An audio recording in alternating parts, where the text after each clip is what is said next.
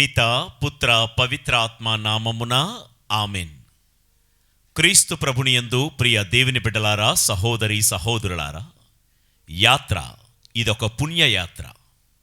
Jubilee యాత్ర, కనాను యాత్ర, ఇది మనందరి పరలోకపు యాత్ర అనే ఈ శీర్షికతో ఈ జూబిలీ ధ్యాన వడకములో ప్రతిరోజు మంచి మనసుతో నిండు భక్తి విశ్వాసాలతో పాలు పంచుకుంటూ, నాడు దేవుడు ఇజ్రాయేలు ప్రజలను ఎడారి మార్గం గుండా నడిపిస్తూ వారికి నేర్పించినటువంటి పాఠాలనే ఈ నిరీక్షణ యాత్రలో మనమందరము కూడా రోజుకొక పాఠాన్ని నేర్చుకుంటూ మన బ్రతుకులను సరిదిద్దుకుంటూ మన లక్ష్యం, మన గమ్యమైన పరలోక కనాను వైపు రోజు అడుగులు వేస్తున్నాం కదా. ఈరోజు 49వ రోజు ధ్యానాంశానికి చేరుకున్నాం. చూస్తున్నారు కదా, 49వ రోజు మన ధ్యానాంశం జాగు చెయ్యక సాగిపో. ఈ యాత్రలో, ఈ ప్రయాణములో, ఈ దారిలో జాగు చెయ్యక అంటే ఆలస్యం చెయ్యకుండా, తాత్సారం లేకుండా సాగిపోతూనే ఉండాలి, ఆగిపోక సాగిపోతూనే ఉండాలి అని దేవుడు మనందరినీ ఆహ్వానిస్తున్నారు. మూలవాక్యంగా రండి చదువుకుందాం. సంఖ్యాకాండం 33వ అధ్యాయం 25వ వచనము. వారు తాహతు నుండి బయలుదేరి తేరా వద్ద విడిది చేసిరి. వారు తాహతు నుండి బయలుదేరి తేరా వద్ద విడిది చేసిరి. ఇజ్రాయేలీల ఎడారి యాత్రలో ఇది 23rd స్టేషన్, 23వ స్థలం. నిన్నటి రోజునే తాహతు అని విన్నాం. ఒకసారి రీక్యాప్ చేస్తున్నాను, జ్ఞాపకం చేస్తున్నాను. తాహతు అంటే క్రింద ఉండేది, దేవుని యొక్క పాదపీఠం అని మనం విన్నాం. సమాజంలో మనం ఎంతటి వారమైనా ఈ యాత్రలో దేవుని పాదపీఠంగా, దేవుని పాదాల చెంతే, దేవుని పాదాల క్రిందే మనం బ్రతికితే 4 ప్రయోజనాల గురించి మనం విన్నాం. దేవుడు పాదాల కింద బ్రతుకుతే పాపాత్ములమైన మనము పుణ్యాత్ములుగా మారే అవకాశం ఉంది.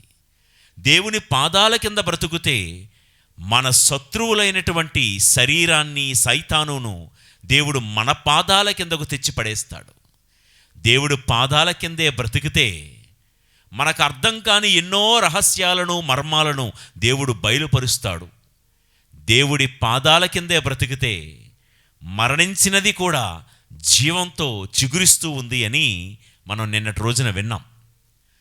తాహతు అనే దేవుడి పాదపీఠం అనే అర్థం వచ్చే ఆ చోటు నుండి దేవుడు ఈసారి వారిని తేరా అనే ప్రాంతానికి తీసుకుని వచ్చి మనకు నేర్పించే పాఠాలు ఏంటో ఈరోజు విందాం. తేరా అన్న మాటకు అర్థం ఆలస్యం చెయ్యుట, జాగు చెయ్యుట, మందగొడిగా సాగుట అని అర్థం. విన్నారా? తేరా అంటే ఆలస్యం చెయ్యుట, జాగు చెయ్యుట, ప్రయాణంలో మందగొడిగా సాగుట అని అర్థం. దేవుడి ప్రాంతంలో ఇజ్రాయేలు ప్రజలను ఆపి వారికి ఈ జూబిలీ యాత్రలో ఉన్న మనకు ఏం చెప్తున్నారంటే, యాత్రలో సోమరితనం వద్దు, యాత్రలో ప్రయాణములో మందగొడిగా సాగిపోవద్దు, చురుకుదనం ఉండాలి, జాగు చెయ్యక సాగిపోతూనే ఉండాలి. యాత్రలో సోమరివై ఉండవద్దు, యాత్రలో లేటు చేయవద్దు, జాగు చేయవద్దు, సాగిపోతూనే ఉండు. ప్రయాణం అన్నాక ఎప్పుడు నల్లేరు మీద నడకలాగే ఉండదు. ప్రయాణం పూలపాన్పు కాదు. ప్రయాణంలో ఎన్ని ప్రతిబంధకాలు ఎదురైనా, ఎన్ని ప్రతికూలతలు ఎదురైనా, ఎన్ని సమస్యలు అడ్డు వచ్చినా జాగు చెయ్యక, ఆగిపోక సాగిపోతూనే ఉండాలి బిడ్డ అని దేవుడు ఈరోజు మనందరికీ నేర్పిస్తున్న పాఠం. తేరా అనే ఈ మాట బైబిల్లో ఎప్పుడైనా ఎక్కడైనా విన్నారా? ఊరకనే ఒక జనరల్ నాలెడ్జ్ క్వశ్చన్. తేరా ఆల్రెడీ కొంతమంది గెస్ చేస్తున్నారేమో, చెప్తున్నాను. ఆదికాండం 11వ అధ్యాయం చివరిలో తేరా వంశము ఇది అని చెప్తూ, తేరా 3 కుమారులను కనెను. అందులో అబ్రాము, నాహోరు, హోరాను అనే 3 కుమారులను కనెను అని అక్కడ వ్రాయబడి ఉంటుంది. అంటే అబ్రహాము యొక్క తండ్రి పేరు తేరా అని అర్థం. ఊరకనే తేరా అనే మాట వచ్చింది కాబట్టి ఒక జనరల్ నాలెడ్జ్గా ఈ మాట కూడా అర్థం మనం తెలుసుకుంటున్నాం. జాగు చెయ్యక సాగిపో. ప్రియులారా, మన యాత్రలో, మన ఈ జూబిలీ ప్రయాణంలో, ఈ నిరీక్షణ యాత్రలో, ఈ జీవిత ప్రయాణంలో మీరేమైనా ఆలస్యంగా నడుస్తున్నారా? ఎంత ఆలస్యంగా నడుస్తున్నారు? ఒకవేళ అది జీవితకాలము ఆలస్యమేమో.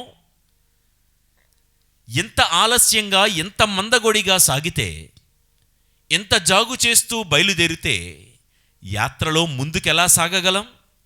యాత్రలో మన గమ్యాన్ని ఎలా చేరుకోగలం?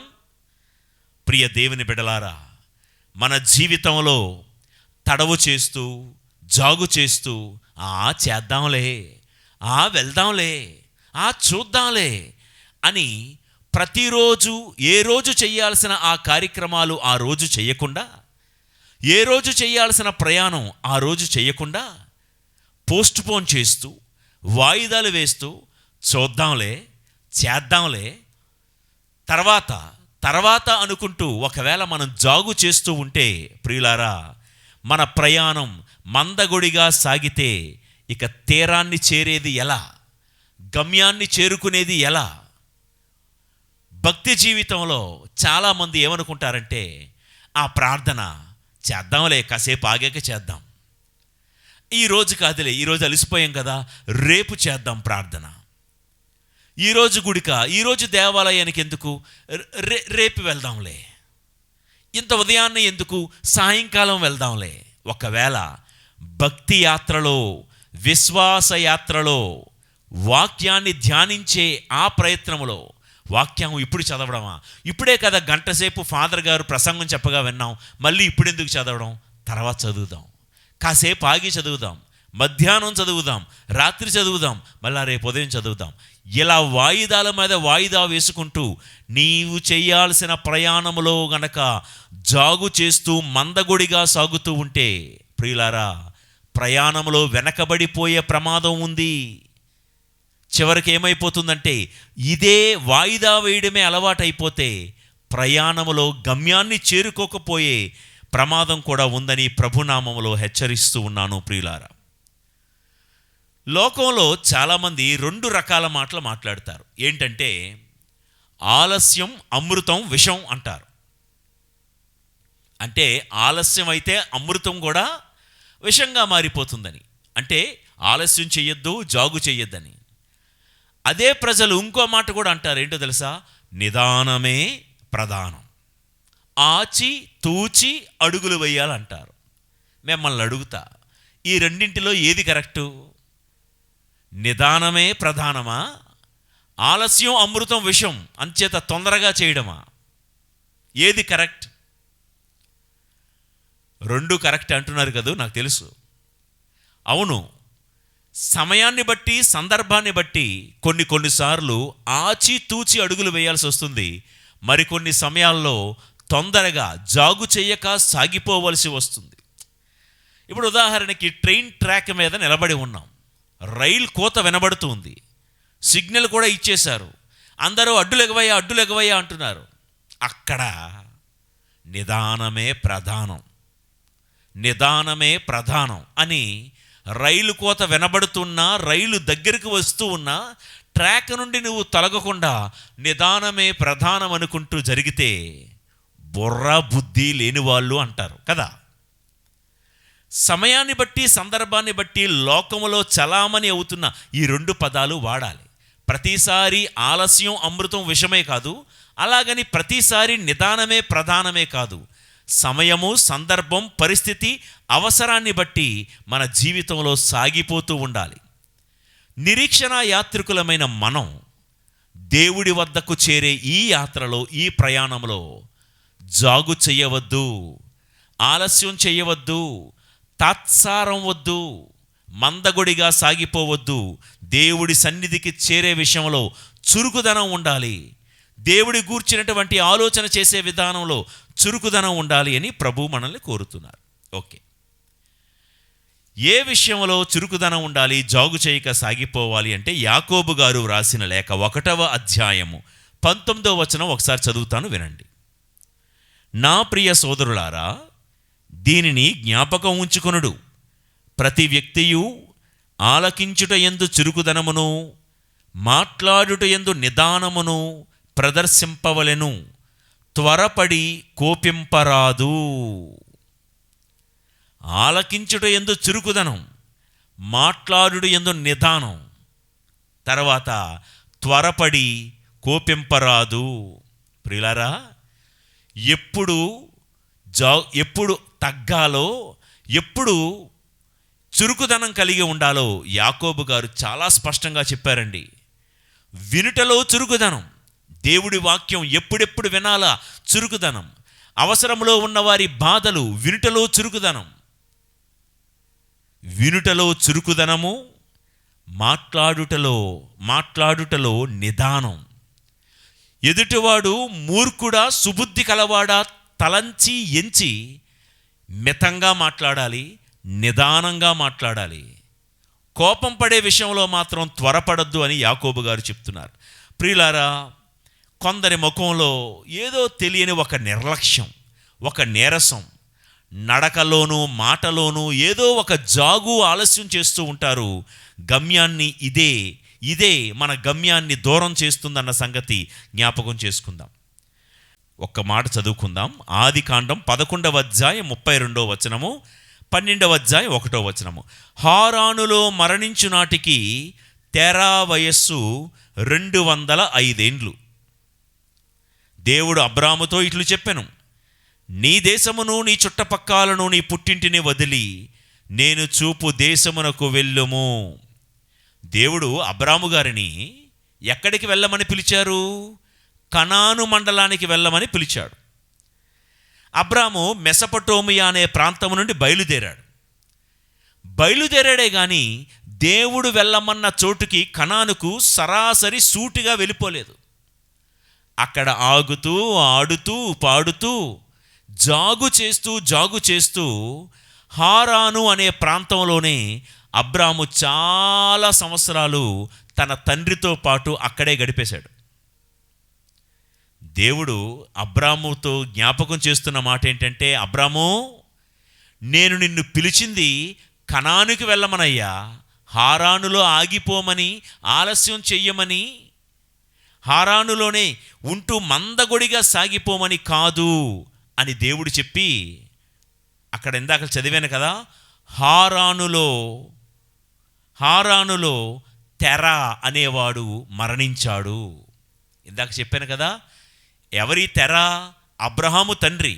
కానీ ఈ మాట అర్థం చేసుకోండి, హారానులో తెరా మరణించాడు. ఆ తెరా అనేవాడు మరణించిన తర్వాత అబ్రాము హారాను వదిలిపెట్టి కనాను వైపు వెళ్ళెను. వివరిస్తాను. తెరా అనగా ఆలస్యం చేయుట, జాగు చేయుట. ఈ జాగు చేసే తెరా అనేవాడు ఉన్నంత వరకు, ఈ జాగు చేయడం, ఆలస్యం చేయడం అనే బుద్ధి ఉన్నంత వరకు అబ్రహాములో చూసారా, అబ్రాము దేవుడు చూపించిన కనానుకు వెళ్ళలేకపోయాడు. ఇక్కడే హారానులోనే ఊగిసలాడుతూ, ఉయ్యాలాడుతూ, తిరుగుతూ కాలక్షేపం చేశాడు. ఎప్పుడైతే అబ్రాము జీవితంలో తెరా చనిపోయాడో, హారాను వదిలిపెట్టి ప్రయాణం ముందుకు సాగడం ప్రారంభించాడు. కనానుకు చేరాడు అబ్రాము. ఇక్కడ ఏమర్థమైంది? మన జీవితంలో కూడా తెరా అనుభవాలు చనిపోతేనే తప్ప మన యాత్రలో ముందుకు సాగిపోలేం. తెరా అనగా జాగు చెయ్యుట, ఆలస్యం చేయుట. అబ్రాము జీవితంలో కూడా తెరా అనే వ్యక్తి బ్రతికున్నంత వరకు వెళ్ళాల్సిన కనానుకి వెళ్లకుండా హారానులోనే కాలక్షేపం చేసినట్లు మన జీవితంలో కూడా తెరా అనుభవాలు ఉన్నాయేమో బ్రతికే. అందుకే చూడండి, కొంతమంది చదవాల్సిన టైంలో చదవకుండా కాలక్షేపం చేస్తూ ఉంటారు. వారి జీవితంలో తెర బ్రతికే ఉంది, అంటే జాగు చేయుట బ్రతికే ఉంది. కొంతమంది ఆటకు వెళ్తారు పిల్లలు, సరిగ్గా 5 గంటలకల్లా ఇంటికి రావాలని చెప్తారు. కానీ ఇంకా గ్రౌండ్లో ఆడుకుంటూ 5:15, 5:30, 5:40 పావు తక్కువ వారికి వస్తాడు. ఈ పిల్లోల్లో ఏముందో తెలుసా? తెర ఇంకా బ్రతికే ఉన్నాడు. అంటే జాగు చేసే తనం, ఆలస్యంగా వచ్చే తనం ఇంకా ఈ పిల్లోల్లో ఉంది. నాన్న చెప్తాడు, బయటికి వెళ్తున్నావు ఫ్రెండ్స్తో పాటు, నువ్వు ఆడపిల్లవు కదా, సాయంత్రం రాత్రిపూట 9 కల్లా ఇంటికి రావాలి. పార్టీకని బయటికి వెళ్ళిన ఈ అమ్మాయి, పర్వాలేదులేండి నాన్న అలానే అంటాడు, 9 ఏముంది, 9:30, 10, 10:30కు వస్తుంది, పర్వాలేదు మా డాడీ ఏమనుకోరులే అని. ఈ అమ్మాయిలో ఇంకా ఎవరు బ్రతికున్నారో తెలుసా?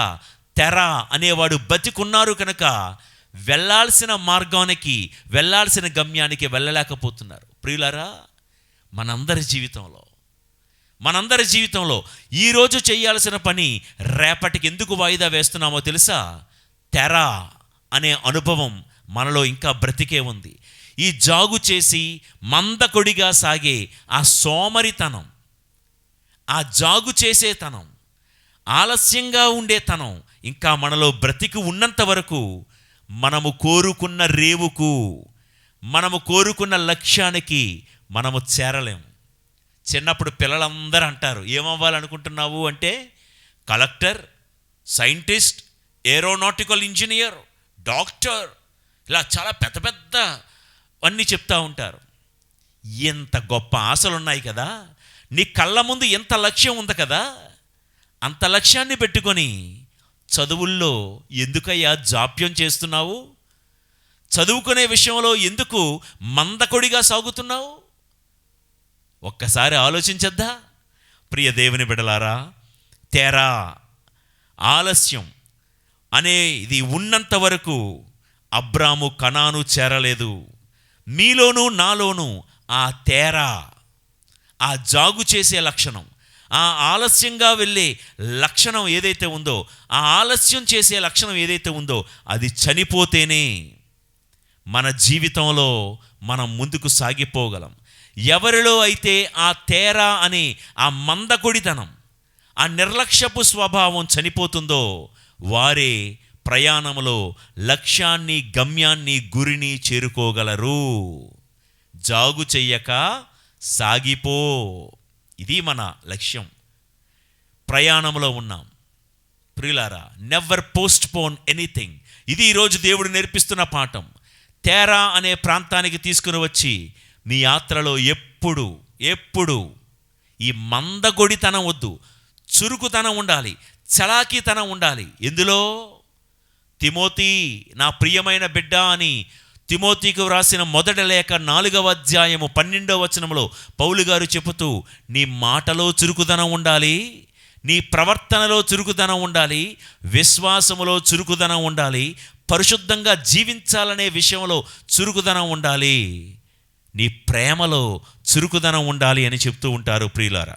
అయితే సరే, ఇంతవరకు అంశాన్ని పరిచయం చేశాను. తేరా అనగా జాగు చెయ్యుట, ఆలస్యం చెయ్యుట, ప్రయాణం మందగుడిగా సాగుట. దేవుడు అంటున్నాడు, ఇదొద్దు, ఇవి మీ యాత్రలో ఉండద్దు. ఉంటే లక్ష్యానికి దూరం అయిపోతారు. అయితే ఏ విషయాల్లో మనం జాగు చేయకూడదో ఈరోజు మనం నేర్చుకుందాం. ఏ విషయాల్లో మనం లేట్ అయిపోకూడదో మనం నేర్చుకుందాం. నెంబర్ 1, పిలుపు విషయంలో దేవుడు పిలిచినప్పుడు వెంటనే స్పందించగలగాలి. సమూవేలులాగా, గురువా నన్ను పిలిచారా? చిత్తము ప్రభు, మాట్లాడుము ప్రభు, నీ దాసుడు ఆలకించుచునే ఉన్నాడని అర్ధరాత్రి వేళ పిలిచిన, వేకువజామున పిలిచిన, మెట్ట మధ్యాహ్నము పిలిచిన, సాయంకాలం పిలిచిన, any time anywhere we should be ever ready whenever God speaks to you, whenever God calls you. దేవుడు పిలిచినప్పుడు వెంటనే స్పందించేలాగా ఉండాలి తప్ప జాగు చెయ్యకూడదు. దేవుడు మనల్ని పిలిచినప్పుడు, దేవుడు మనకు హెచ్చరిక చేసినప్పుడు ఆలస్యం చేయకూడదు. పిలుపులో వెంటనే స్పందించాలి. పిలుపు విషయంలో జాగు వద్దు, ఆలస్యం వద్దు, మందగొడితనం వద్దు. ఆదికాండం 19వ అధ్యాయము 16వ వచనము, కానీ లోతు జాగు చేసెను, అయినను దేవుడు అతని పట్ల కనికరము చూపెను. కావున దేవదూతలు లోతు చేతులు పట్టుకొని భార్యతో కుమార్తెలతో అతనిని నగరము వెలుపలికి తీసుకొని వచ్చిరి. ప్రియులారా, మీ అందరికీ తెలుసు, లోతు ఎక్కడ కాపురం ఉన్నాడు? నైతిక విలువలు, భక్తి మర్యాదలు ఇసుమంతైనా లేని సొదొమ గొమొర్రా అనే ప్రాంతంలో నివసిస్తున్నాడు. దేవుడు అన్నాడు, ఈ నగరాల్ని నేను తగలబెట్టబోతున్నాను. లోతు, త్వరగా నీ భార్యతోనూ కుమార్తెలతోనూ ఆ ఊరు వదిలి వచ్చేయి. లోతు విన్నాడు. చూద్దామండి, చేద్దామండి, అలాగేనండి అంటున్నాడు, కానీ కదలటం లేదు. దేవుడి స్వరాన్ని విన్నాడు. దేవుడు ఆ ఊరి నుండి బయటకు వచ్చేయమంటుంటే విన్నాడే కానీ, విన్నట్టే ఉన్నాడు కానీ ఏ మాత్రం కదలటం లేదు. జాగు చేస్తూ ఉన్నాడు, మందగొడిగా సాగుతున్నాడు, ఆలస్యం చేస్తున్నాడు. ప్రియులకు దేవుని బిడ్డలారా, దేవుడు తన దూతలను పంపి లోతును బయటికి రమ్మంటే లోతు ఏమంటున్నాడో తెలుసా? ఇదిగో వెళ్తానండి, అదిగో వస్తానండి అంటున్నాడే కానీ సొదొమ గొమొర్రాని వదిలిపెట్టడానికి లోతుకి మనస్సు రావటం లేదు. ఈ రోజుల్లో అదే జరుగుతుంది. నాలాంటి బోధకుల ద్వారా, అభిషిక్తుల ద్వారా, గురువుల ద్వారా దేవుడు మనల్ని కూడా హెచ్చరిక చేస్తూనే ఉంటాడు.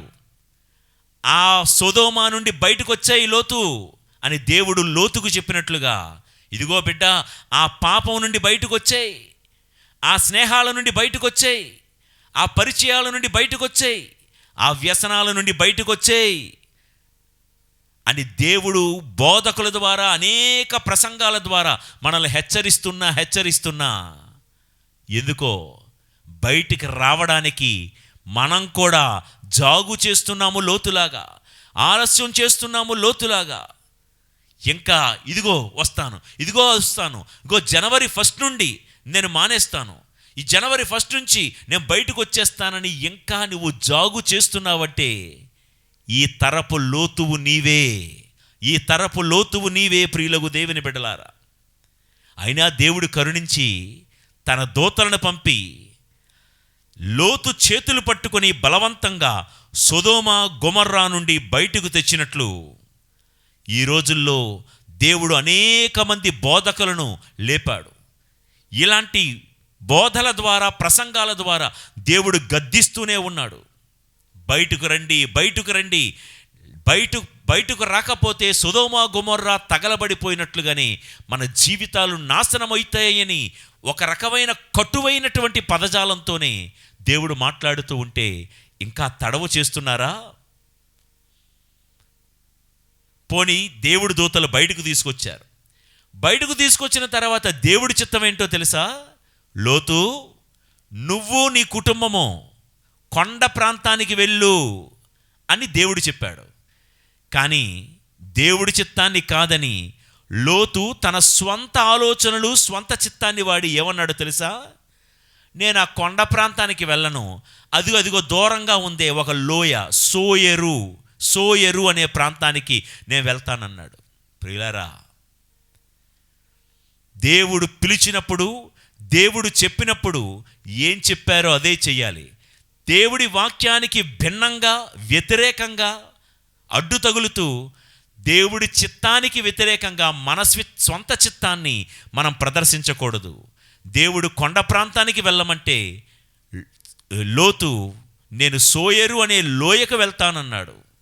ప్రియులకు దేవుని బిడ్డలారా, అవిధేయతతో బ్రతికేవాడు దేవుడి చిత్తాన్ని నెరవేర్చడు, తన స్వంత చిత్తాన్ని నెరవేరుస్తాడు.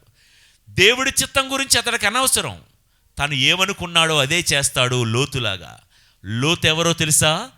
లోతైన భక్తి లేనివాడు. లోతు ఎవరో తెలుసా? లోతైన పరిశుద్ధాత్మ అనుభవం లేనివాడు. లోతు ఎవరో తెలుసా? నామకార్థపు క్రైస్తవుడు అని మనం చెప్పుకోవచ్చు. లోతు లేనివాడు లోతు. ప్రియ దేవుని బిడ్డలారా, కాబట్టి లోతు దేవుడు సొదొమ గొమొర్రాని విడిచి రమ్మంటే ఏదో మొహమాటంగా, ఏదో ఎవరన్నా ఏమని అనుకుంటారేమో అని మెహర్బానీ కోసం బయటకు వచ్చాడు. ఎందుకంటే అబ్రాము ప్రార్థన చేస్తున్నాడు కదా, అబ్రాము ఏమని అనుకుంటాడేమో, దేవుడు దూతలు చెయ్యి పట్టుకొని బయటకు లాగుతున్నారు కదా, దూతలు ఏమైనా ఫీల్ అవుతారేమో అని బయటకు వచ్చాడే తప్ప లోతు మనసులో ఇంకా సొదొమ గొమొర్రాల పట్ల ప్రేమ పోలేదు. తన మనసంతా ఇంకా తన స్వంత చిత్తం మీదే ఉంది. తన మనసంతా ఎక్కడుందో తెలుసా?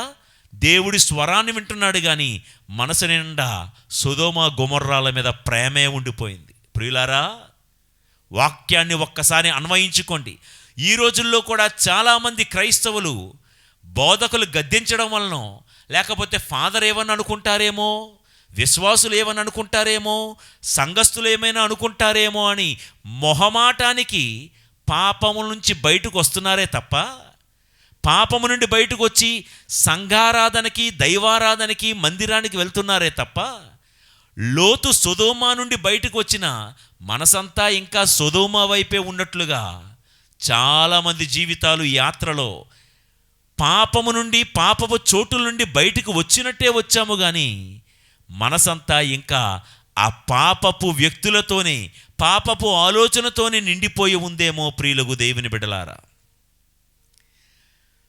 ఫలితంగా ఏమైందో తెలుసా? మీ అందరికీ తెలుసు, లోతు భార్య ఉప్పు స్తంభం అయిపోయింది, నిర్జీవమైపోయింది. నోటితో ఇప్పుడు ఈ సభాముఖంగా చెప్పలేను కానీ మీరు తర్వాత చదవండి. లోతు భార్య ఉప్పు స్తంభం అయిపోయింది. లోతు కుమార్తెలిద్దరు మనస్సు చెడిపోయింది. వావి వరసలు మరిచి తండ్రితోనే పాపము చేసేటంత చెడిపోయారు కూతుర్లు.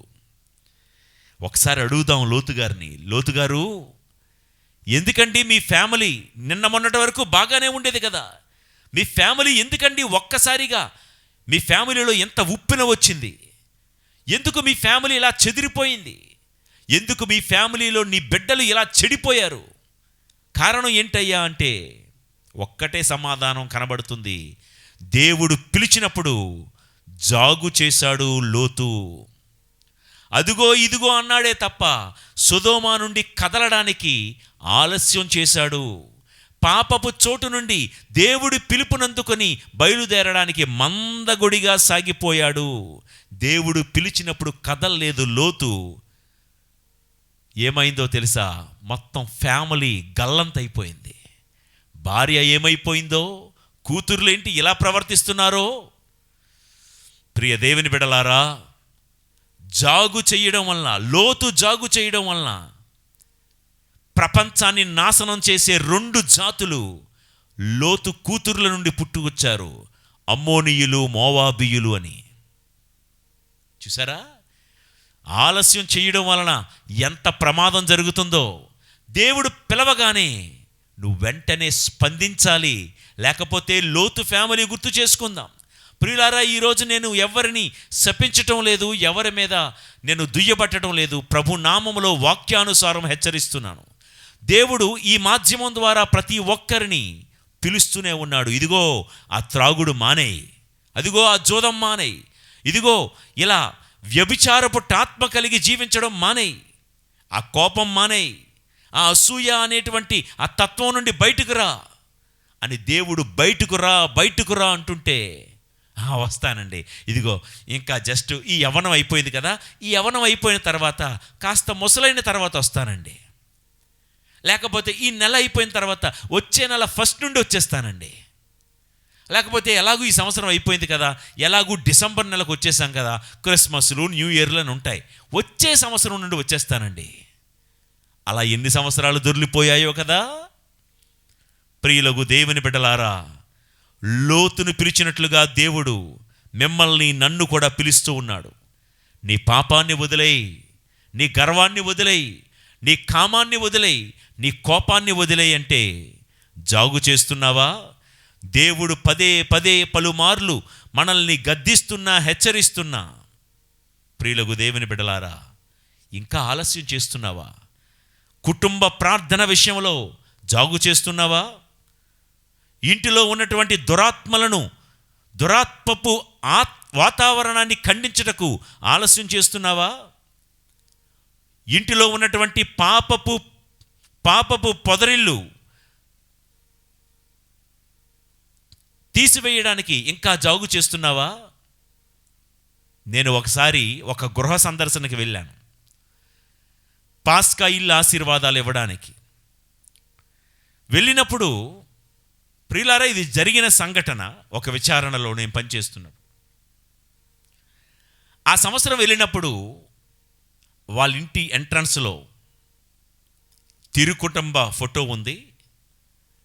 వెంటనే ఆ ఇంటి స్లాబ్కి హుక్కుకి బూడిద గుమ్మడికాయ, ఒక 2 మిరపకాయలు, ఒక నిమ్మకాయ వేలాడుతుంది. ఓహో, చూశాను. లోపలికి వెళ్ళాను. ప్రార్థనా గది దగ్గరికి తీసుకువెళ్ళారు. 2వ గది అనుకుంటాను. 2వ గదిలోనికి వెళ్తే ఇంత చిన్న గూట్లో సిలువ పెట్టారు, క్రొవ్వొత్తి వెలిగించారు. పక్కనే ఒక పెద్ద వాల్ పోస్టర్, గోడకి ఒక సినిమా యాక్టర్ ఫోటో ఉంది, పెద్ద బొమ్మ. సిలువ మాత్రం ఇంతే ఉంది. సినిమా పోస్టర్ మాత్రం ఆ హీరో గారి బొమ్మ మాత్రం ఇంచుమించుగా ఐ థింక్ 6x4 అనుకుంటా, అంత పెద్ద ఉంది. చూశాను, అయినా భరించాను. ఇల్లు ఆశీర్వాదానికి తీర్థ జలాలు జల్లుతూ ఉంటే ప్రతి చోట సినిమా హీరోలు, హీరోయిన్లు ఫోటోలు ఉన్నాయి. ఇక ఇంటి వంటగది దాటి పెరట్లోకి వెళ్తుంటే అక్కడ కూడా మరొక అటువైపు ఒక ఎర్రటి రిబ్బన్ లాంటిది కట్టి దానికి ఒక నిమ్మపండు కట్టేసి ఉంది. తెలియదేమో అనుకొని ఇల్లు ఆశీర్వాదం అయిన తర్వాత, చూడండి మనము దేవుడి బిడ్డలము, మీరు విశ్వాసములో ఉండి చాలా సంవత్సరాలు అయింది కదా, మరి ఎందుకు బయట ఆ గుమ్మడికాయ కట్టారు, వెనకాతల ఎర్రటి రిబ్బన్కి నిమ్మకాయ కట్టారు అని అడిగితే వాళ్ళు అంటారు, మేము ఈ ఇంటికి అద్దెకి వచ్చామండి. కథ ఉత్తినే, అది సొంత ఇల్లు, కొత్తోని కదా, నాకు తెలియదు కదా, అద్దెకి వచ్చామండి. ఇంతకుముందు అద్దెకున్న వాళ్ళు అలా వదిలేసి వెళ్ళిపోయారండి, తీసేస్తామండి. ఓహో, ఓకే, నాకు తెలియదు కదా, మరి నమ్మేశాను. ఈ వాల్ పోస్టర్ మాట ఏంటి అన్నాను. అదా, మా చిన్నోడు ఏదో సరదాగా అంటించుకున్నాడండి. చాలా ఓపికతో ఏం చెప్పానంటే, ఇప్పుడు నేను మీకు ఇచ్చిన ఈ దైవాశీర్వాదం మీ ఇంటిలో ఉండాలంటే ఈ దరిద్రాలు ఏవి మీ ఇంట్లో ఉండకూడదు అన్నా. నేను చెప్పింది అర్థమైందా? నేను ఒక గురువుగా మీ ఇంటికి ఇచ్చిన ఈ ఆశీర్వాదం మీ ఇంట్లో ఉండాలి అంటే ఆ గుమ్మడికాయ, ఆ నిమ్మకాయ, ఆ మిరపకాయలు, ఈ పోస్టర్లన్నీ ఉన్నాయే గోడకి, అవి ఉంటే ఇంటి ఆశీర్వాదం మీ ఇంట్లో ఉండదన్నాను. అలాగేనండి, తీసేస్తామండి అన్నారు. ప్రియులారా, నేనేమి అతిశయోక్తిగా ఎగ్జాజరేట్ చేసి చెప్పటం లేదు. తర్వాత ఒకదాని తర్వాత ఒకటి ఆ ఇంటిలో అరిష్టాలు జరగడం ప్రారంభించాయండి. ఒకవైపు రోగాలు, మరోవైపు మనస్పర్ధలు, ఇంకోవైపు కోర్టు కేసులు, మరోవైపు పిల్లల యొక్క కాపురాల్లో విడాకుల వరకు వెళ్ళిపోయిన సందర్భాలు. వాళ్ళకి ఎక్కడో ఉన్నటువంటి ఆ ఖాళీ జాగా ఎవరో కబ్జా చేసేసినటువంటి సందర్భాలు. లబోదీబో అనుకుంటూ ఒక 4-5 నెలల తర్వాత మళ్ళా నా దగ్గరికి వచ్చి మొత్తం బాధ వెలగొక్కుని, ఫాదర్ ఒకసారి ఇంటికి రండి ఫాదర్, ప్రార్థన చేయండి. వస్తానమ్మా, తప్పకుండా. ఇంటికి వెళ్ళేసరికి 5 నెలల క్రితం ఇల్లు ఎలా ఉందో ఇప్పుడు అలాగే ఉంది. అదే బూడిద గుమ్మడికాయ, కొంచెం కలర్ మారింది అనుకుంటా, ఆ మిరపకాయలు, ఆ నిమ్మపండు కలర్ మారింది. వెనకాతల ఉన్న నిమ్మపండు నాకు బాగా గుర్తు, ఫ్రెష్గా ఉంది. అంటే దాని అర్థం ఏంటి? నిన్నో మొన్నో మార్చి మళ్ళీ ఫ్రెష్గా పెట్టినట్టేగా అర్థం.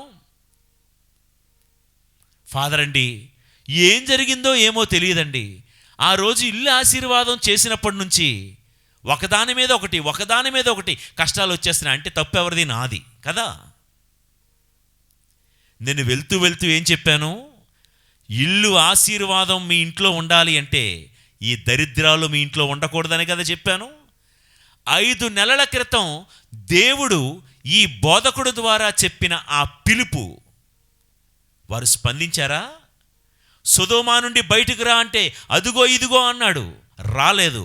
కుటుంబం మొత్తం నాశనం అయిపోలేదా లోతుది? లోతుకొక న్యాయం, నీకొక న్యాయం అనుకోకు. దేవుడు చెప్పకనే చెప్పాడు నా ద్వారా. నేను పెద్ద మహానుభావుణ్ణి, పుణ్యాత్ముణ్ణి కాకపోవచ్చు, కానీ దేవుడు గాడిదల ద్వారా కూడా మాట్లాడిస్తాడు కదా అనుకో. ఆ గాడిదని నేనే అనుకో. దేవుడు చెప్పినప్పుడు, దేవుడు హెచ్చరించినప్పుడు వినాలి కదా అని నేను వాళ్ళతో మాట్లాడితే సైలెంట్గా ఉండిపోయారు. అది కాదు కానీ ఇంకా మా ఇల్లు అద్దిల్లని మీరు నాతో అబద్ధం ఆడారు కదా అననీయ సఫీరలాగా. ఇది మీ సొంత ఇల్లు అవునా కాదా? అవునండి, ఇది అద్దిల్లు అని నాతో అబద్ధం ఆడారు. మీ సొంత భూమి కూడా కబ్జా అయిపోయింది, అవునా కాదా? ప్రియ దేవుని బిడ్డలారా, వాళ్ళ ఇంటి పరిస్థితి చూస్తే బాధ కలుగుతుంది. కానీ దేవుడు హెచ్చరించినప్పుడు ఎందుకు మందకొడిగా ప్రవర్తించావు? దేవుడు హెచ్చరించి గద్దిస్తూ ఉన్నప్పుడు ఎందుకు జాగు చేశావు? ఎందుకు ఆలస్యం చేశావు? ఆ మాంత్రిక శక్తులు తొలగించుకోవడానికి, ఆ ఇంటికి కట్టినటువంటి మిరపకాయలు, నిమ్మకాయలు, లేకపోతే రెడ్ రిబ్బన్స్ లాంటివి, ఆ బూడిద గుమ్మడికాయ లాంటివి, ఈ తాయెత్తులు లాంటివి తొలగించుకోవడానికి ఎందుకు జాగు చేస్తున్నారు? అరికాళ్ళ దగ్గర కట్టినటువంటి నల్లతాళ్ళు తొలగించుకోవడానికి ఎందుకు జాగు చేస్తున్నాం మనం? ప్రియులారా, మీరు వినండి లేకపోండి, మీరు నమ్మండి లేదు, ఇదిగో దేవుడు చెప్తున్నాడు, లోతు కథ వినండి. ఆలస్యం చేయడం వలన భార్య నిర్జీవమైపోయింది. లోతు జాగు చేయడం వలన, దేవుడు పిలవగానే స్పందించకపోవడం వలన ఇద్దరు కూతుర్లు చెడ్డ మార్గంలో ప్రయాణించారు. ఆ ఇద్దరు కూతుర్లకు పుట్టినటువంటి పురుషులు కూడా చెడు సంతానానికి మూల పురుషులయ్యారు. అమ్మోనీయులు, మోవాబీయుల వలన ప్రపంచం సర్వనాశనం అయిపోయింది. ఇదంతా ఎందుకు జరిగాయో తెలుసా? దేవుడు పిలవగానే స్పందించలేదు, జాగు చేయడం వలన. మీరు అడగచ్చు, ఆలస్యం చేస్తే ఎంత ప్రమాదం జరుగుతుందా ఫాదర్? నిజమేనా అండి? బైబిల్లో ఇవన్నీ ఉన్నాయా అండి? ఉన్నాయి కాబట్టే చదివి వినిపించాను, మీకు రెఫరెన్స్ కూడా చెప్తున్నాను ప్రియులకు దేవుని బిడ్డలారా. కాబట్టి ఈరోజు దేవుడు కూడా నిన్ను పలానా చోటుని విడిచి వచ్చేయమంటున్నాడు, ఆలస్యం చేయకు. పలానా వ్యక్తుల్ని విడిచి వచ్చేయమంటున్నాడు, ఆలస్యం చేయొద్దు.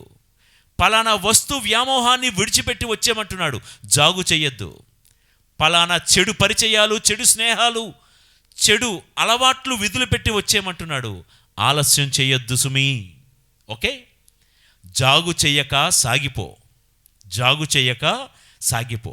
ఏ విషయంలో జాగు చేయొద్దు? నెంబర్ 1, దేవుడు పిలిచినప్పుడు, దేవుడు హెచ్చరించినప్పుడు, దేవుడి వాక్యం విన్నప్పుడు, మనం ఏం చెయ్యాలో తెలిసినప్పుడు అది చేసే విషయంలో జాగు చెయ్యొద్దు. ఇక రెండోది, మనం చేసే పనిలో జాగు చెయ్యొద్దు, చేస్తున్న పనిలో ఆలస్యం చేయవద్దు. సామెతల గ్రంథం నుండి చదువుకుందాం. సామెతల గ్రంథం 18వ అధ్యాయము 9వ వచనము. పని చెయ్యని సోమరిపోతూ వినాశమూర్తికి సాక్షాత్తు సోదరుడు. చూడండి, పనిలో జాగు చేసేవాడు ఇప్పుడు ఈ పని చెయ్యి అని చెప్తాం, అలాగేనండి, చేసేస్తామండి, వెంటనేనండి అంటారు. కానీ మళ్ళా గుర్తు చెయ్యాలి, చేసేస్తానండి, ఇదిగోనండి చేస్తానండి.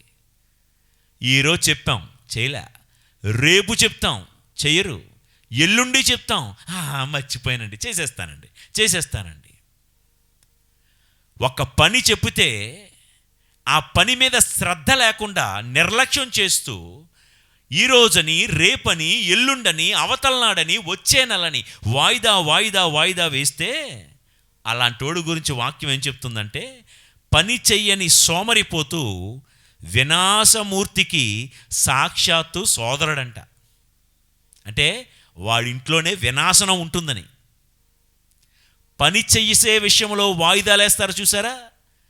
పని చెప్తే వెంటనే చేయకుండా పోస్ట్ పోన్ చేస్తూ ఉంటారు, సాకులు చెప్తూ మర్చిపోయానండి, వాడు చేస్తాడు అనుకున్నానండి, అవునా నాకు చెప్పారండి, మర్చిపోయానండి. ఇలాంటి సాకులు, వంకలు, డొంకలు పట్టుకొని వ్రాలాడితే అలాంటి వాళ్ళు వినాశమూర్తికి సాక్షాత్తు సోదరుడు. అంటే నీ పాకెట్లో వినాశనకారిని పెట్టుకొని తిరుగుతున్నట్లే. వింటున్నారా? సామెతల గ్రంథం 13వ అధ్యాయము 4వ వచనాన్ని కూడా ఒకసారి చదువుతాను, వినండి.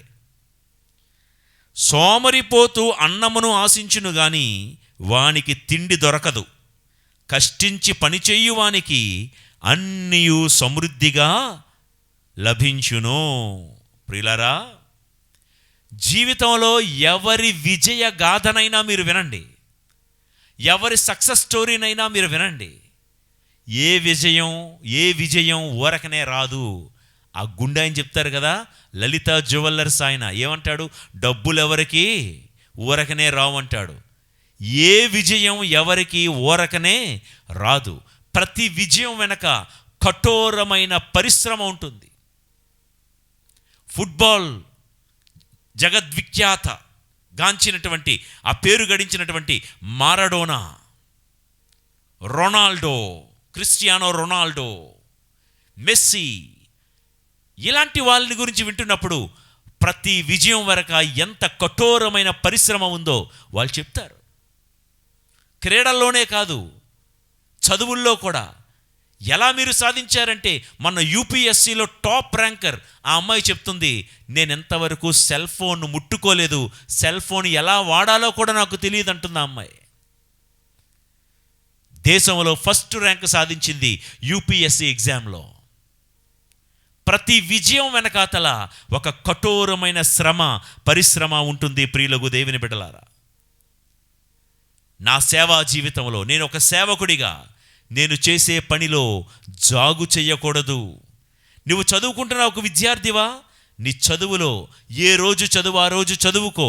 ఏ రోజు చేయాల్సిన పని ఆ రోజు పెండింగ్ లేకుండా పూర్తి చేయాలి. పనిలో జాగు చెయ్యవద్దు. ప్రియులారా, ఒక ఉదాహరణ, అబ్రహాము గారి ఇంటిలో మొత్తం 310 మంది సేవకులు ఉన్నారు. ఎంతమంది? 310 మంది సేవకులు.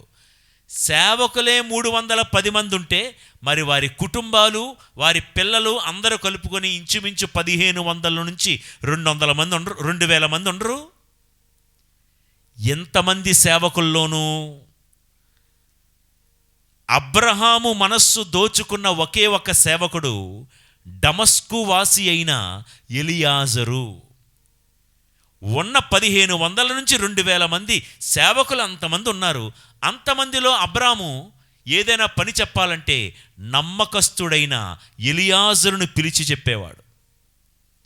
ప్రియదేవుని బిడ్డలారా, ఎంతమంది సేవకుల్లో బైబిల్ గ్రంథంలో ఈ ఎలియాజరు పేరే ఎందుకు రాయబడిందో తెలుసా? ఎలియాజరుకు ఉన్న మంచి లక్షణం ఏంటంటే, ఒక పని చెబితే ఆ పనిలో చురుకుదనం, పని చెబితే వెంటనే చేసే జాగు చెయ్యని తత్వం ఎలియాజరులో ఉంది. ఏదైనా పని చెప్పామా వెంటనే చేస్తాడు, ఆలస్యం చెయ్యడు. పనిలో చురుకుదనం. చూద్దామా ఆయన చురుకుదనం గురించి? ఆదికాండం 24వ అధ్యాయం, ఆదికాండం 24వ అధ్యాయం 32, 33 వచనాలు చదువుతాను.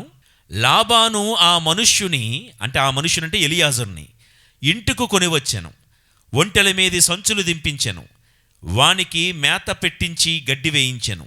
ఆ మనుషునకు అతని వెంటనున్న వారికి కాళ్ళు కడుక్కొనుటకు నీళ్ళిచ్చాను. ఓకే, ఆ మనుష్యుడు అంటే ఎలియాజరు ఆ మనుషునకు భోజనము వడ్డించెను. కానీ వినండి ఈ మాట, కానీ అతడు అంటే ఎలియాజర్ అంటున్నాడు, నేను తెచ్చిన కబురు చెప్పకముందు భోజనము చెయ్యను. ఏంటంట? నేను ఏ పనికో మీద వచ్చానో ఆ పని చేసిన తర్వాతే నేను భోజనం చేస్తాను. నా యజమానుడు అయిన అబ్రాము మీకు కబురు చెప్పమన్నాడు. ఒక పని మీద నన్ను మీ వద్దకు పద్దనారాము అనే మీ ఊరికి పంపించాడు. ఆ పని చేస్తేనే తప్ప నేను భోజనం చేయను. ప్రియులారా, పని చేసే విధంలో వర్క్ ఫస్ట్, పని ముందు, తర్వాత తిండి అంటున్నాడు ఎలియాజరు. చూడండి ఎంత మంచి లక్షణమో. ఇక 55, 56 వచనాలు కూడా చదువుతాను, వినండి అదే అధ్యాయంలో. సరే, వచ్చిన విషయం ఏంటంటే, దానికంటే ముందు వినండి. వచ్చిన విషయం ఏంటంటే, ఇదిగో మా యజమానికి ఒక కొడుకున్నాడు, అతడి పేరు ఇస్సాకు. అతడికి నీ కూతురునిచ్చి పెళ్లి చేయడానికి నేను సంబంధం మాట్లాడడానికి వచ్చాను. నీ కూతురైన రెబ్కాను నీ కూతురైన రెబెక్కాను మా యజమాని కొడుక్కి ఇచ్చి పెళ్లి చేస్తారా? మీకు సమ్మతమేనా? ముందు ఇది చెప్పండి, తర్వాతే భోజనం. ముందు పని, ముందు బాధ్యత. పని పోస్ట్పోన్ చేసి ముందు తిందాంలేండి, తిని బాగా అరిగిపోయిన తర్వాత అప్పుడు సరదా కూర్చొని మాట్లాడుకుందాం. ఇంకేముంటుంది కూర్చొని మాట్లాడడానికి? ఏముండదు, గురకలు పెట్టి నిద్రపోవడం తప్ప. వర్క్ ఫస్ట్, ముందు పని చెయ్యాలి. అయితే పని చెప్పేశాడు, అయిపోయింది. సరే, ఇప్పుడు చివరికి ఏమంటున్నాడో చూడండి. రెబెక్కా సోదరుడు, మా అమ్మాయి మా దగ్గర ఒక 10 రోజుల పాటు ఉండి తర్వాత వస్తుంది అనిరి. అప్పుడు ఎలియాజరు అనే సేవకుడు అన్నాడు, నన్ను ఆపవలదు, దేవుడు నా మాట దక్కించెను, ఇక మా యజమానుని కడకు పోవుటకు సెలవిండు అనెను.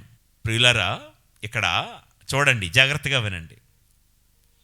ముందేమో లాబానేమో కాళ్ళు చేతులు కడుక్కొని రండి, ఇగో అన్నం వడ్డించేశాను, వచ్చి తిందురుగాని అన్నాడు. మర్యాదలు చేస్తున్నాడు ఎలియాజర్కి. ఎలియాజర్ అంటాడు, మీ మర్యాదలు మీ తిండి తర్వాత, ముందు నేను వచ్చిన పని అయిపోవాలి. పని మీద శ్రద్ధ, చేసే పనిలో జాగు చెయ్యొద్దు, ఆలస్యం చెయ్యొద్దు. మన గమ్యాన్ని చేరుకోవాలంటే దేవుడు పిలిచినప్పుడు జాగు చెయ్యొద్దు. నెంబర్ 1, నువ్వు చేసే పనిలో కూడా ఎప్పుడు ఆలస్యం చేయొద్దు, మందగొడిగా పని చేయొద్దు, చురుకుదనం ఉండాలి, యాక్టివ్గా పని చేయాలి. ప్రియులారా, ఇవే మాటలు తర్వాత ఏమంటున్నాడు లాబాను? ఒక 10 రోజులు ఉండి వెళ్దురుగానిలే, ఒక 10 రోజులు ఉండి వెళ్దురుగానిలే అంటే, పోన్లే, ఫ్రీగా వచ్చింది కదా అకామిడేషను, ఫ్రీగా వచ్చింది కదా ఫుడ్, అదిని మన హాయిగా ఒక 10 రోజులు ఉండి, ఎలాగో వచ్చిన పని అయిపోయింది కాబట్టి ఒక 10 రోజుల తర్వాత ఉండి తీరిగ్గా వెళ్దాం యజమాని దగ్గరికి అనుకున్నాడా ఎలియాజరు? నన్ను ఇబ్బంది పెట్టకండి, నేను వచ్చిన పని అయిపోయింది, వెంటనే నా యజమాని దగ్గరికి వెళ్ళిపోవాలి. ఇదే మాట. ప్రియులారా, తిండి ముందు కాదు, పని ముఖ్యం. ఈ మాటలు చెప్తున్నప్పుడు నాకు సామెతల గ్రంథంలో 31వ అధ్యాయంలో ఆదర్శ గృహిణి గురించి ఒక మాట ఉందండి. 31వ అధ్యాయము సామెతల గ్రంథం 27వ వచనము. పని చెయ్యకుండా ఆమె భోజనము చెయ్యదు. ఎవరు? పని చెయ్యకుండా ఆ ఆదర్శ గృహిణి భోజనం కూడా చేయదంట. ముందు ఏంటి ముఖ్యం? పని ముఖ్యం, తర్వాత తిండి. తెస్సలోనిక ప్రజలకు వ్రాసిన 2వ లేఖ 3వ అధ్యాయం 10వ వచనంలో కూడా పని చెయ్యనివాడు, మీకు తెలిసిది, పని చెయ్యనివాడు భోజనమునకు అనర్హుడు. కాబట్టి ప్రియులారా, ఖాళీగా ఉండద్దు. ఏదో పని, చిన్నదైనా పెద్దదైనా దీనత్వంతో చేస్తూనే ఉండు. అలా దీనత్వంతో చేసిన పనిని చూసి నిన్నొక అంతస్తుకు చేరుస్తాడు మనం ఆరాధిస్తున్న దేవుడు. 30 ఏళ్ల వయసు వచ్చిన తర్వాత కూడా ఇంకా నాన్న 1000 ఇవ్వు, 2000 ఇవ్వు, 5000 ఇవ్వు, షూ కొనుక్కుంటాను, 5000 ఇవ్వు, బట్టలు కొనుక్కుంటాను అంటే, ఒరే కొంచెం ఇబ్బందిగా ఉందరా బాబు, కొంచెం ఆర్థికంగా కొంచెం మనకు టైట్గా ఉందరా, ఈ నెల వద్దులే, వచ్చే నెల చూద్దాంలే అని తండ్రి అన్నాడు అనుకోండి. ఈ 30 ఏళ్ళు ఎదిగినటువంటి ఈ చెట్టు ఏమంటాడో తెలుసా? ఆఫ్టర్ ఆల్ 5000 కూడా ఇవ్వలేకపోయినందుకు మరి నన్నెందుకు అన్నావు? ఇది ఈ తరపు తీరు. ప్రియ దేవుని బిడ్డలారా, సిగ్గు లేదు.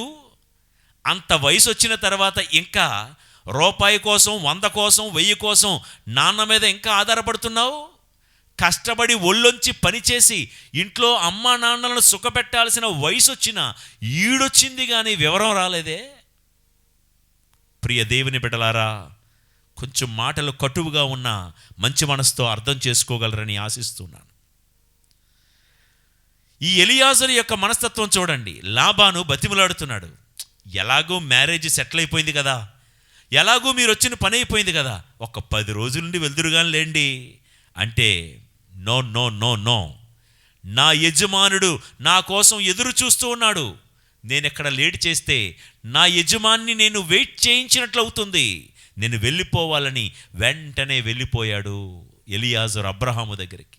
ప్రియులారా, జాగు చెయ్యకుండా ఎలియాజరు అనే సేవకుడు ఎలాగైతే తన యజమాని అయినటువంటి అబ్రాము దగ్గరికి వెళ్ళిపోయాడో, మన జీవితంలో దేవుడు మనల్ని ఈ లోకంలో ఏ పని నిమిత్తమైతే ఈ లోకంలో మనల్ని సృష్టించారో ఆ పని మనం త్వరగా జాగు చేయకుండా ముగించుకొని మన కోసం ఎదురు చూస్తున్నటువంటి ఆ యజమానిని మనం చేరుకోగలగాలి ఈ యాత్రలో. రైట్? జాగు చెయ్యక సాగిపో యాత్రలో. ఏ విషయంలో జాగు చేయవద్దు, ఏ విషయంలో ఆలస్యం చేయొద్దు. దేవుడు పిలిస్తే ఆ పాపపు చోటులు విడిచే విషయంలో జాగు చెయ్యొద్దు. దేవుడు ఏదైనా ఒక కార్యం, ఒక బాధ్యత, ఒక పని అప్పచెపితే ఆ పని చేసే విషయంలో జాగు చెయ్యొద్దు, ఆలస్యం చేయొద్దు. ఓకే?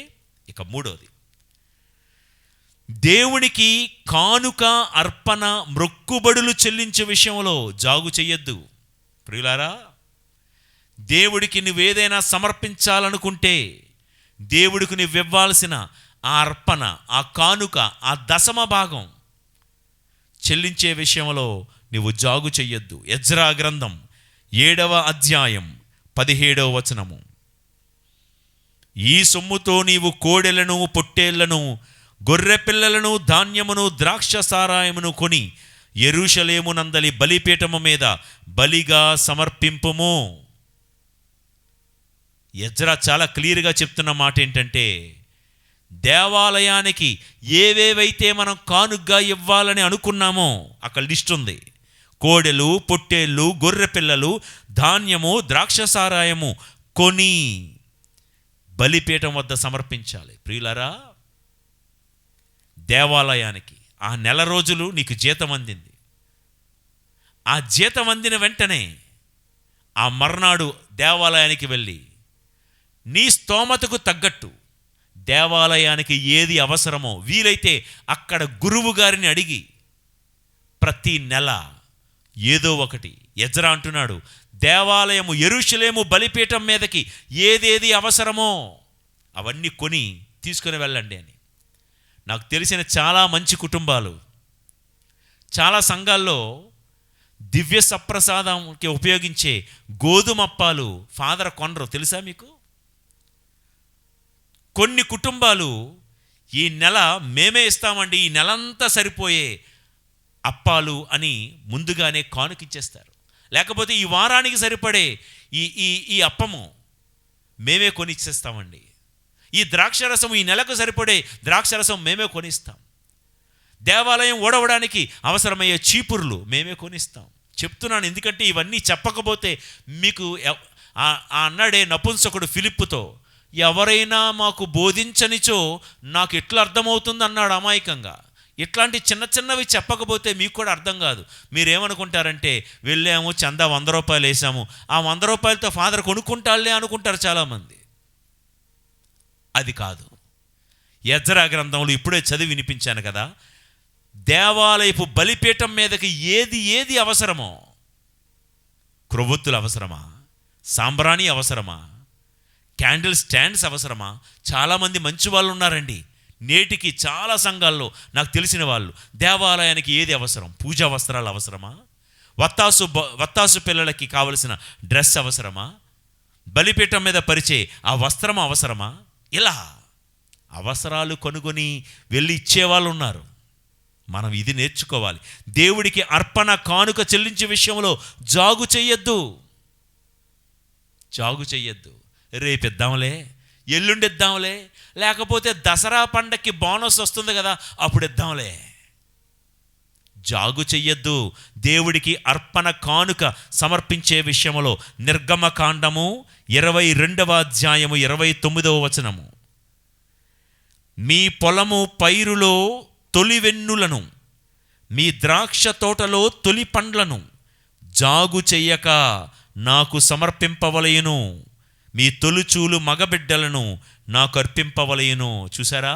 మీ తొలి పంట జాగు చెయ్యక, ఆలస్యం చెయ్యక నాకు అర్పింపవలయును అని వ్రాయబడి ఉంది. దేవుడికి చెల్లించాల్సిన దశమ భాగంలో చెల్లించాల్సిన దశమ భాగం గనక చెల్లించకపోతే దేవుడి సొమ్ము దొంగిలించినట్లే అని మలాకీ గ్రంథం 3వ అధ్యాయంలో రాయబడి ఉంది. ప్రియులకు దేవుని బిడ్డలారా, 3వ అధ్యాయము 9-10 వచనాల తర్వాత చదువుకోండి. కాబట్టి ప్రతి ఒక్కరి గుండెల్లో ఉండాల్సిన కోరిక ఏంటో తెలుసా? ఈ నెల నా కష్టార్జితం ద్వారా ఒక సువార్త కూటం పెట్టుకోవాలి. ఈ నెల నా కష్టార్జితం ద్వారా మా దేవాలయంలో ఒక ఆరాధనా కార్యక్రమానికి నేనే స్పాన్సర్ చేయాలి. ఈ నెల నా కష్టార్జితం ద్వారా ఆ కూటంలో ప్రేమ విందుకి నేనే స్పాన్సర్ చేయాలి. ఈ నెల ఆ గురువులు సేవ చేస్తున్నటువంటి గురువుల పోషణకై, వాళ్ళకి ఏది అవసరమో వాళ్ళ పోషణకై ఈ నెల నా కష్టార్జితంలో ఎంతో కొంత నేను ఇవ్వాలి. ప్రియులారా, ఇలా ఆలోచిస్తూ ఉండాలి. జాగు చెయ్యక సాగిపో యాత్రలో నువ్వు ఇవ్వాల్సింది. దేవుడు పిలిచేటప్పుడు జాగు చెయ్యొద్దు. దేవుడు ఏదైనా పని అప్పచెప్తే జాగు చెయ్యొద్దు. దేవుడికి అర్పించే విషయంలో దేవుడికి ఏదో ఇస్తే నువ్వు పస్తులుంటావు అనుకోవద్దు. మత్తయి సువార్త 5వ అధ్యాయం 6వ వచనంలో ప్రభు ఏమంటున్నారో తెలుసా? నీతి నిమిత్తము ఆకలి దప్పులు గలవారు ధన్యులు, వారు సంతృప్తి పరుపబడుదురు. ప్రియులారా, మీకు తెలుసు కదా, బైబిల్ గ్రంథంలో సారేఫతు అనే ఊరిలో తీవ్రమైన కరువున్న ఆ రోజుల్లో ఒక విధవరాలు తీవ్రమైన కరువులో ఉంటూ ఎండు పుల్లలు ఏరుకుంటుంది. ఆమె దగ్గరికి వెళ్ళి, అమ్మా నాకు ఆకలిగా ఉంది, నాకు కొంచెం అన్నం పెడతావా, నాకు కొంచెం రొట్టిస్తావా అంటే ఆవిడంటది, అయ్యా మా వంటగదిలో పిడతలో ఇంత పిండి మాత్రమే ఉంది, ఈ మాత్రం ఆ రొట్టె కాల్చుకోవడానికి ఇంత నూనె మాత్రమే ఉంది, నేను నా బిడ్డ ఏదో ఈ పూటకి తిని తర్వాత చచ్చిపోదాం అనుకుంటున్నామయ్యా, మా దగ్గర ఏముందయ్యా. ప్రియ దేవుని బిడ్డలారా, అమ్మా ముందు నా ఆకలి తీర్చు అని ప్రవక్త అడగగానే ఆ రొట్టెదో ప్రవక్తకిచ్చి ఆకలి తీర్చింది. కఠినమైన కరువులో సైతం దేవుడు సారేఫతు విధవరాలను పోషించాడు. దేవుడికిస్తే నువ్వు కరువులో ఉంటావు అనుకోకు. కరువులో కూడా, కరోనాలో కూడా దేవుడు నిన్ను సమృద్ధిగా దీవించగలిగే సమర్థుడు. ప్రియులకు దేవుని బిడ్డలారా, నీ చిన్న గుప్పెడుతో దేవుడికిస్తే దేవుడు ఏం చేస్తాడో తెలుసా? దేవుడు తన గుప్పెడు విప్పుతాడు. ఏంటి దేవుడు గుప్పెడు? దేవుడు పిడికిడేంటో తెలుసా? ఆకాశ వాకిలి దేవుడు విప్పుతాడు. దేవుడి కోసం నీవు నీ చిన్న గుప్పెడు విప్పు, దేవుడు నీ కోసం ఆకాశ వాకిలి విప్పి మీ ఇండ్లంతా సమృద్ధిగా జీవించేలాగా దేవుడు కృప చూపిస్తాడు. కాబట్టి దేవుడికి అర్పణ చేసే విషయంలో, కానుకలిచ్చే విషయంలో, దేవుడికి మొక్కుబడులు చెల్లించుకునే విషయంలో ఉపదేశకుడ గ్రంథం 5వ అధ్యాయము తర్వాత చదువుకోండి. మొక్కుబడులు నీవు దేవుని ఎదుట ఏం మొక్కుకుంటే అది వెంటనే తీర్చుకో, ఆ విషయంలో జాగు చెయ్యొద్దు అని వ్రాయబడి ఉంది. రైట్.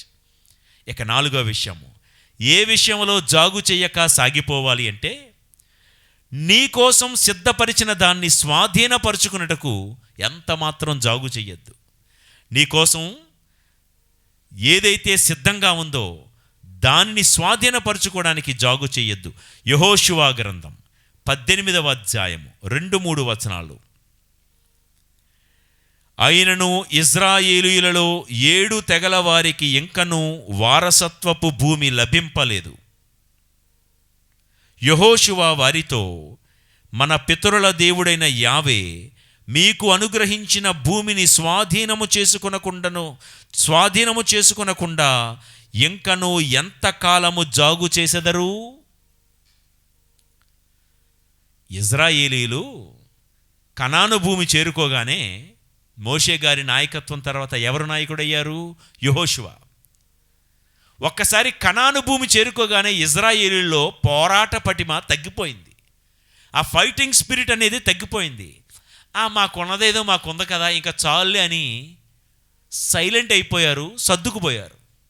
యెహోషువ అంటున్నాడు, మీకేదో ఉందని మీరు అక్కడతోనే ఆగిపోయారు. దేవుడు ఇంకా మీకు 7 జాతులను స్వాధీనం చేసింది, ఇంకా బ్యాలెన్స్ ఉండిపోయింది.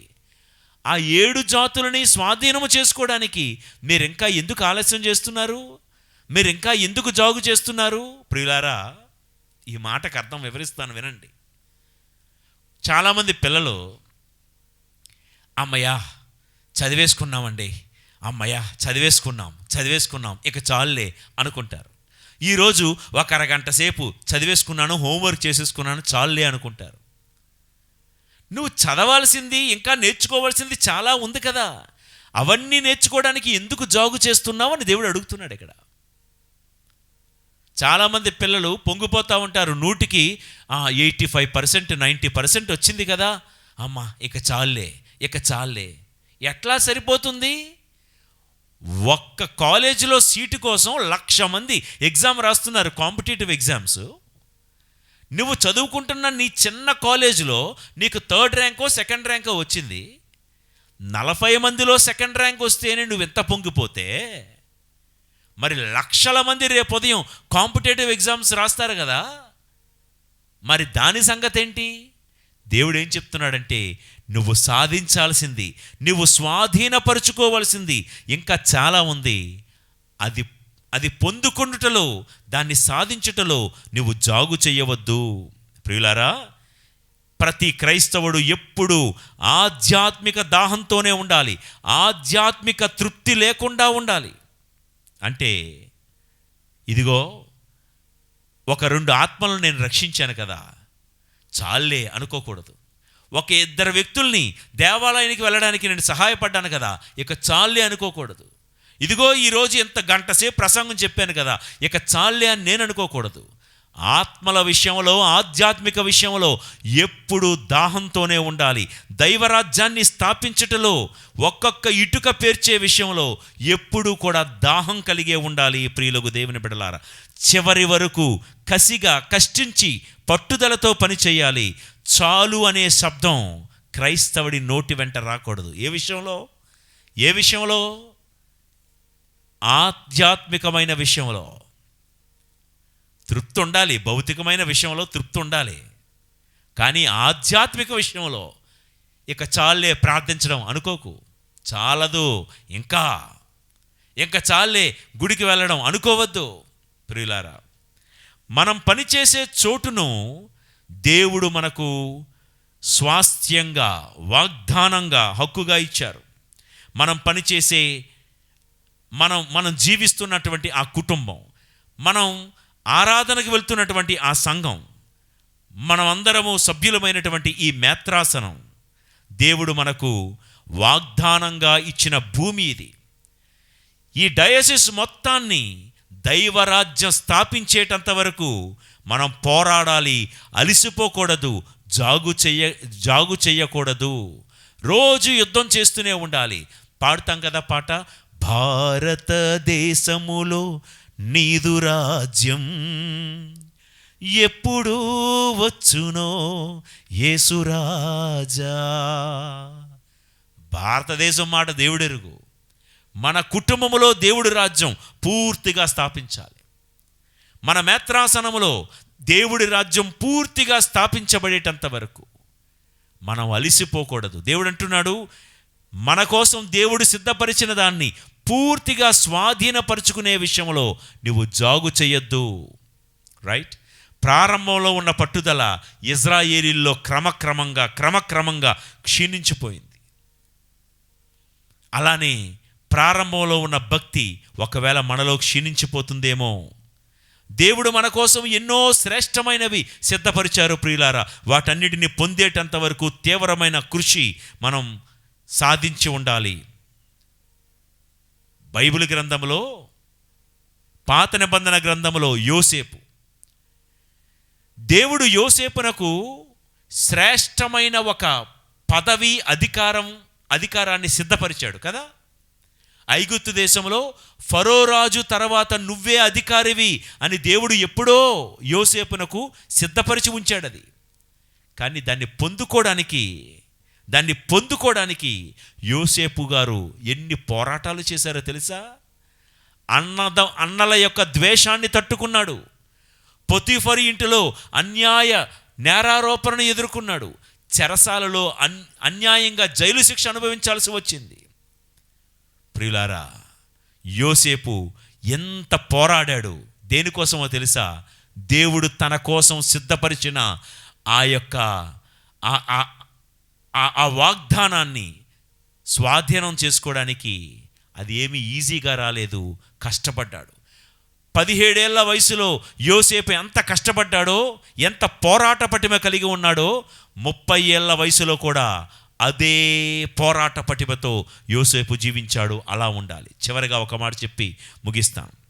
నెంబర్ 5, ఏ విషయంలో జాగు చేయవద్దు? పాపములను కడుగుకునే విషయంలో అస్సలు జాగు చేయవద్దు. అపోస్తుల కార్యాలు 22వ అధ్యాయము 14 నుండి 16 వచనాలు. మన పూర్వుల దేవుడు తన చిత్తమును తెలుసుకొనుటకు, నీతిమంతుడకు తన సేవకును చూచుటకు, తన సొంత స్వరముతో చెప్పు దానిని వినుటకు నిన్ను ఎన్నుకొని ఉన్నాడు. ఏలైనా నీవు చూచిన దానిని, విన్న దానిని జనులకందరకు తెలియజెప్పుటకు ఆయనకు నీవు సాక్షివై ఉందువు. ఇది వినండి. ఇక ఆలస్యమేలా? లేచి జ్ఞానస్నానము పొంది ఆయన నామమును ఉచ్చరించుచు నీ పాపములను కడిగి వేసుకొనుము అని ఉపదేశించెను. విన్నారా ప్రియ దేవుని బిడ్డలారా? అననీయ అనే భక్తుడు పౌలు గారితో చెప్తున్న ఈ మాటలు. ఇక ఆలస్యం ఎందుకు? ఇక లేట్ ఎందుకు? ఇక జాప్యం ఎందుకు? ఇక ఇలా మందకొడిగా ఎందుకు సాగిపోతున్నావు? నీ జీవితంలో లేచి జ్ఞానస్నానం పొంది ఆయన నామమును ఉచ్చరించుచు నీ పాపములను కడిగి వేసుకో వెంటనే. ప్రియ దేవుని బిడ్డలారా, మనం ఏ విషయంలో వేగంగా ఉండాలో తెలుసా? మా ఇంట్లో అందరికంటే ముందు నేనే నా పాపాలు కడిగేసుకోవాలని అనే తపన ఉండాలి. మా సంఘంలో, మా గ్రామంలో అందరికంటే ముందు నేనే నా పాపాలు కడిగి వేసుకోవాలి, నేనే దేవుడి ముందు నా పాపాన్ని ఒప్పేసుకోవాలి అనే విషయంలో నీవు ఎంత మాత్రం జాగు చేయవద్దు. ప్రియులారా, దేవుడికి ఈరోజు కావాల్సినవి ఖరీదైన పాత్రలు కాదు, కడగబడిన పాత్రలు. అక్కడ ఒక బంగారు పాత్ర ఉంది, వెండి పాత్ర ఉంది, మట్టి పాత్ర ఉంది. కానీ బంగారు పాత్ర మురికిగా ఉంది, వెండి పాత్ర మకిలి పట్టి ఉంది, బురద పట్టి ఉంది. మట్టి పాత్ర మట్టిదే అయినా స్వచ్ఛంగా కడగబడి ఉంది. ఈ మూడింటిలో దేవుడు దేన్ని ఎన్నుకుంటాడో తెలుసా? ఖరీదైనది కదా అని బంగారాన్ని పట్టుకోడు. కడగబడినటువంటి మట్టి పాత్రలంటేనే దేవుడికి ఇష్టం. మనం కడగబడినప్పుడు దేవుడు మనల్ని వాడుకుంటాడు, మనల్ని ఇష్టపడతాడు. కాబట్టి మన తప్పును ఒప్పుకునే విషయంలో జాగు చెయ్యక సాగిపో. మన తప్పును పాప సంకీర్తనమని దేవద్రవ్యానుమానము ద్వారా ఒప్పుకునే విషయంలో జాగు చెయ్యవద్దు. చాలామంది అండి సంవత్సరానికి ఒకసారి, 2 సంవత్సరాలకు ఒకసారి పాప సంకీర్తనం చేస్తారు. చూసారా? గుడ్ ఫ్రైడే రోజు ఎక్కడ లేని జనాలు వచ్చి కనీసం పెద్ద పెద్ద లైన్లు కడతారు. ఆ రోజు పాప సంకీర్తనం చేసేయాలి. ఎందుకంటే ఏడాదికి ఒక్కసారైనను పాప సంకీర్తనం చేయుదువుగాక అని తిరుసప కట్టడం ఉంది కదా. అందుకే ఏడాదికి ఒకసారి చేసే బ్యాచ్ కూడా ఉన్నారు చాలామంది. ఇక్కడ వాక్యం మనకు బోధిస్తున్నది ఏంటంటే, జాగు చెయ్యక సాగిపో. ఏ విషయంలో? నీ పాపములను ఒప్పుకునే విషయంలో, నీ పాపములను కడిగి వేసుకునే విషయంలో. ప్రియులకు దేవుని బిడలారా, మనందరి జీవితాల్లో తేరా ఈ జాగు చేసే స్వభావం సమాధి చేయబడునుగాక. మనందరి జీవితంలో ఈ మందగొడిగా సాగే ఈ తేరా అనే అనుభవం సమాధి అయిపోవునుగాక. ఈ తేరా అనే ఈ జాగు చేసే స్వభావం నుండి మనం బయటపడితేనే దేవుడు వాగ్దాన సీమ అయిన పరలోక కణాను, మన లక్ష్యాన్ని, మన గమ్యాన్ని, మన గురిని మనం చేరుకోగలం. కాబట్టి ఈ స్థలములో దేవుడు ఈ 49వ రోజు ధ్యానాంశంలో మనకు నేర్పిస్తున్న పాఠం, జాగు చెయ్యక సాగిపో. ఏ విషయంలో? దేవుడు పిలుస్తాడు ఆ చోటు నుంచి వచ్చేయని. ఆ పాపాన్ని విడిచిపెట్టే విషయంలో జాగు చెయ్యొద్దు. దేవుడు పలానా పని అప్పచెపుతాడు, ఆ పని చేసే విషయంలో జాగు చెయ్యొద్దు, ఆలస్యం చెయ్యొద్దు. దేవుడు నీకు ఇదిగో పలానాది నువ్వు అర్పించుకోవాలి, కానుక ఇవ్వాలి, దేవుని ఎదుట మొక్కుబడులు చెల్లించుకునే విషయంలో జాగు చెయ్యొద్దు. దేవుడు ఇంకా నువ్వు ఎన్నో విషయాల్లో ఎన్నో విషయాలు నువ్వు స్వాధీనపరుచుకోవలసి ఉంది. నువ్వింకా ఎంతో సాధించాల్సి ఉంది. నువ్వు సాధించే వాటి విషయంలో జాగు చెయ్యక, ఆలస్యం చేయక సాగిపో. చివరిగా పాపాన్ని కడుగుకునే విషయంలో జాగు చేయవద్దు. అలా జీవిస్తే, జాగు చేయకుండా సాగిపోతూ ఉంటే, ప్రియులకు దేవుని బిడ్డలారా, మన జీవితంలో మనము కోరుకున్న పరలోక కనానుకు మనం అందరము చేరగలం.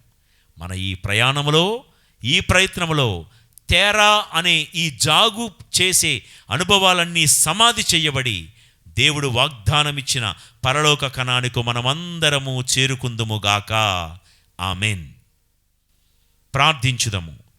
పరిశుద్ధుడా మా దేవా తండ్రి, ఇజ్రాయేలీయుల ఎడారి యాత్రలో ఈ 23వ స్థలములో తేరా అనే ప్రదేశానికి వారిని తీసుకుని వచ్చి, వారితో పాటు మాకు ప్రయాణములో జాగు చెయ్యక సాగిపోండి అని చక్కటి పాఠాన్ని నేర్పించినందుకు మీకు వందనాలు, స్తోత్రాలు.